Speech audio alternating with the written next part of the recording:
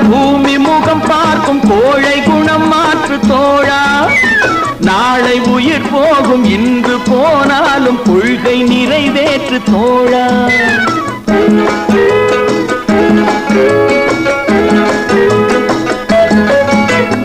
வாழை மலர் போல பூமி முகம் பார்க்கும் கோழை குணம் மாற்று தோழா.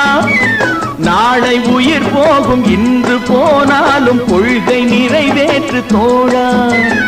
அன்பே உன் அன்னை, அறிவே உன் தந்தை, உலகே உன் கோவில், ஒன்றே உன் தேவன்.